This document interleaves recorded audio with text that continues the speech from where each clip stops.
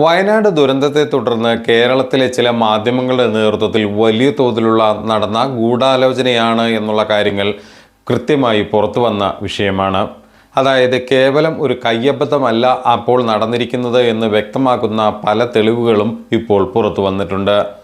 മുഖ്യമന്ത്രിയുടെ ദുരിതാശ്വാസ നിധിയിലേക്ക് പണം വരുന്നതിന് തടസ്സം സൃഷ്ടിക്കുന്നതിനും അല്ലെങ്കിൽ അതിന് തടയിടുന്നതിനും അതോടൊപ്പം തന്നെ കേന്ദ്ര സർക്കാരിൻ്റെ സഹായങ്ങൾ കിട്ടാതിരിക്കുന്നതിനും വേണ്ടിയിട്ടുള്ള ഗൂഢമായൊരു നീക്കമായിരുന്നു സത്യത്തിൽ ഇവിടെ നടന്നത്.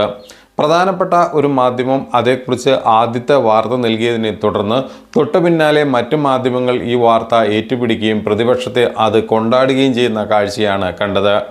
കേരളത്തിലെ വിശിഷ്യ വയനാട്ടിലെ ചൂരൽമലയിലെ ദുരിതം കൊണ്ട് ഇരയാക്കപ്പെട്ട ആയിരക്കണക്കിന് മനുഷ്യർക്ക് ലഭിക്കേണ്ട ദുരിതാശ്വാസ സഹായങ്ങളാണ് ഇതോടെ ഇല്ലാതായത്. ആയിരക്കണക്കിന് കുടുംബങ്ങളുടെ ജീവിതോപാധി നഷ്ടപ്പെട്ട് തകർന്ന് തരിപ്പണമായപ്പോഴും വയനാട്ടിലെ ഓരോ കുടുംബത്തിനും ലഭ്യമാകേണ്ട വലിയ തോതിലുള്ള ഒരു തുകയാണ് നഷ്ടപ്പെട്ടിരിക്കുന്നത്. ഉറ്റവർ നഷ്ടപ്പെട്ടുവെങ്കിലും അല്ലെങ്കിൽ കുടുംബത്തോട് ചേർത്ത് നിർത്തപ്പെടേണ്ടവർ അല്ലെങ്കിൽ കുടുംബത്തെ സഹായിക്കേണ്ടവർ നഷ്ടപ്പെട്ടുവെങ്കിലും സർക്കാരിൽ നിന്നും ലഭിക്കുന്ന സഹായത്തെ അവർ വലിയ തോതിൽ കണ്ടിരുന്നു.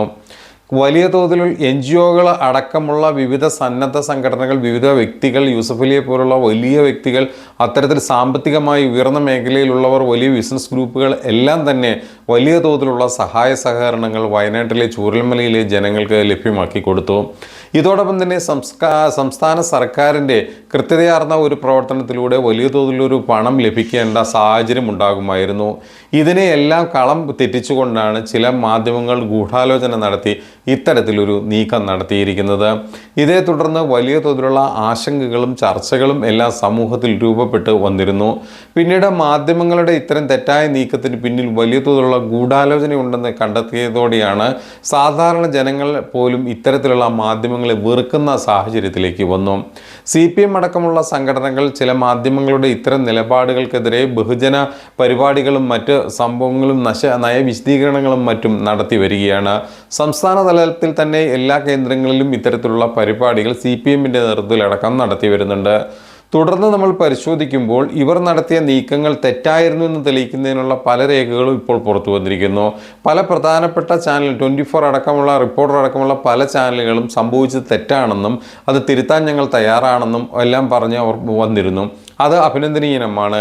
പക്ഷേ എന്നാൽ മറ്റു പലരും ഈ കാര്യത്തിൽ യാതൊരുവിധ പരിഗണന പോലും നൽകാതെ ഇപ്പോഴും നൽകിയ വാർത്ത സത്യമാണെന്നുള്ള തരത്തിൽ പ്രചരിപ്പിച്ചുകൊണ്ട് മുന്നോട്ട് പോയിക്കൊണ്ടിരിക്കുകയാണ്.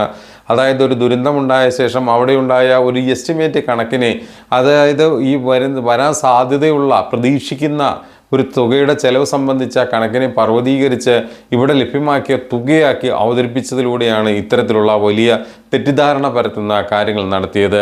ഇതൊരു തരത്തിലും അംഗീകരിക്കാൻ കഴിയുന്ന സാഹചര്യമല്ല. സ്വന്തം ജനിച്ച നാടിനെ ഉറ്റുകൊടുക്കുന്ന ഇത്തരം മാധ്യമപ്രവർത്തകർ എന്ന് അവകാശപ്പെടുന്നവർ എന്നും നാടിന് തന്നെ വെല്ലുവിളിയാണ്.